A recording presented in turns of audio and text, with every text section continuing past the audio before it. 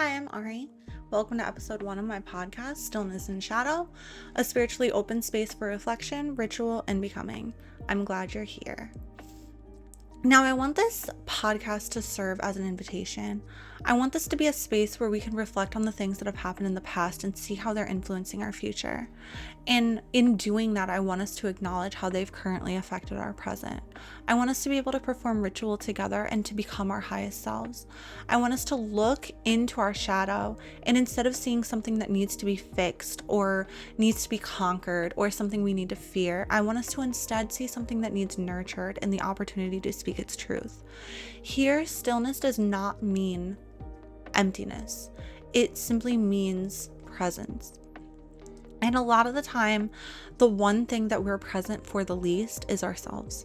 So I want this to be episode after episode after episode. I want us to be able to be present for ourselves and to continue to show up for whatever our mind, body, or spirit are asking of us in each day to day. Now, I don't want this to turn into a sermon. I don't want to be sitting here like a pastor preaching at you, telling you what to believe or what not to believe. Instead, I want this to be more informative and more centered on self-care. Yes, me personally, I am pagan, so a lot of what I say might or might not resonate with you, and that is okay. I want anything that does resonate with you, I want you to hold on to that. But anything that does not, it is okay to release that back into the universe. Now, I understand that hitting play on this video it might have been hard for some people. In fear of either being told that what you're believing is wrong or how to believe a certain way or that my way is the only way. Maybe you had a fear of all the controversy that follows spiritualism and the practice of spiritualism, and the simple fear of judgment from external sources was almost too much for you to bear. But whatever the reason might be, I digress, because I want to acknowledge that you hit play regardless. You took the time to be here today, and I want to thank you so much for that. Before we get into anything, I want us to take a breath together if it feels right for you. Just in through our nose and out through our mouth.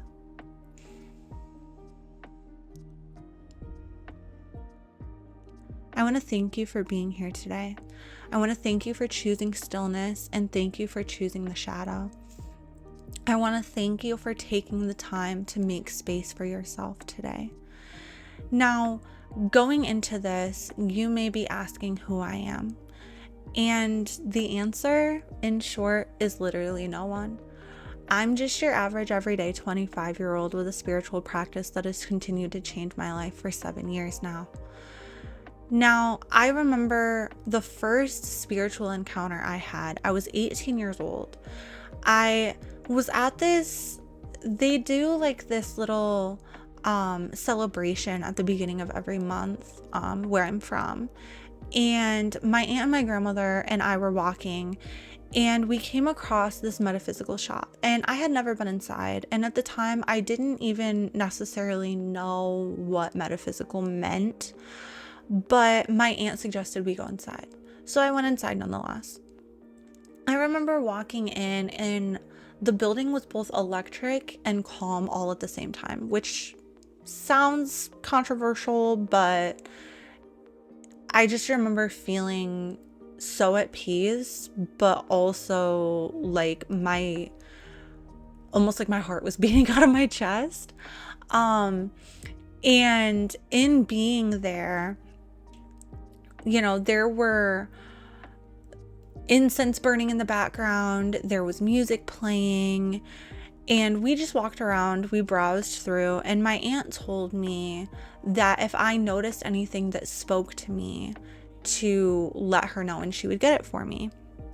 Now, at this point in my life, I had grown up in a very religious home. We had gone to church every Sunday. I was even baptized at one point. So everything about this place told me that this was the wrong place to be, right? And we're walking around, and at first I didn't even really look at anything. I made jokes about things because, oh, if anything speaks to me, as if something was gonna just talk out loud and tell me like, hey, I need to go home with you. But as we went through, I landed on a shelf full of tarot cards. I had no idea what tarot was, nor did I know that tarot and oracle were different. But I walked over to the shelf and I found my very first oracle deck that day. I left with the deck. My aunt had bought it for me. I went home that night and I read the entire guidebook cover to cover twice. I did my very first reading, and I remember in the very beginning of a guidebook for oracle cards, they have a like how to activate the deck, how to bond with the cards section. And I remember reading that and performing the different like ritualistic practices that they had in there. And it was the first time in a long time, maybe even my whole life, that I truly felt seen. Now, I had been rumored to have had spiritual connections or experiences, however you want to put it, at a young age, but I have very little to no recollection of that right now. At this point in time. So it was a completely new realm for me. Now, in doing my own reading that night, I felt seen and felt understood and felt heard.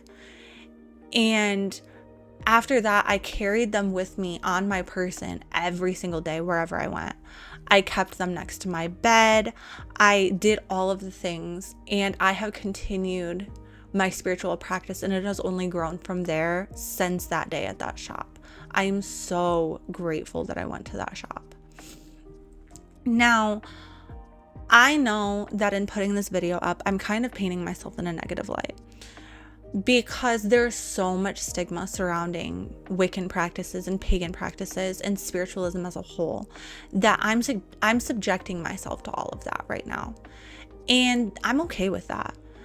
A lot of the comments on my content might be things such as calling me a devil worshiper or the devil himself, and neither are true, but they don't come from a place of hatred. They rather come from a place of misunderstanding.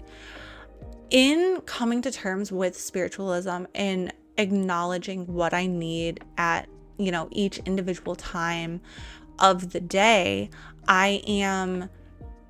one of the things that I have acknowledged is that no one is going to understand me the way that I do. And I can't expect people to. So those comments that may or may not appear speaking negatively about my overall message and where I'm coming from as a person and my spiritual belief, those come from a place of someone who doesn't understand, and that's no fault of their own. I'm sure you as a listener, as we go through things together, you'll be subjected to some of those things too. And my hope is that eventually you get to the point where you see them for what they truly are as well. And that being that misunderstood portion of our own line of thinking. Now, through these episodes, there will be times where there are questions without answers and there are empty spots in the video. And those are for your own inner voice and your own interpretations and your own sense of becoming, rather than me, walking you through that.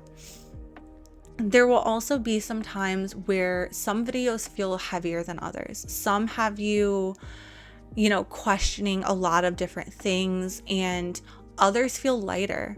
They have you leaving feeling a sense of empowerment and feeling renewed, refreshed. Both of those things are okay. The only piece of advice that I want you to hold on to throughout these videos is to go at your own pace. Listen at your own pace. And if you have to, turn it off, return another time. And I want to invite you to return as often as you need to. There is no right way to do this. There's no right way, no wrong way. So if there's something that I share with you that personally you don't think will work for you, that's okay. I'm not telling you that this is the right way. I'm just simply giving you the opportunity to make space for yourself. This is my podcast. Yes, I'm the one that created the name Stillness and Shadow. I'm Ari. I'm the one talking to you right now. But ultimately, this is your space. You're invited to listen at your own pace, like I said. And you're also invited to return as often as you need to. We can always make room to take a step back. I want us to take a second, and I just want to thank you for sharing this space with me today. I want to thank you for choosing to press play, regardless of what that might mean for you personally or what others may be, impacting based on that. And I just want to acknowledge that you took that time for yourself today. And I'm so proud of you for that. I hope that we can continue to make that space.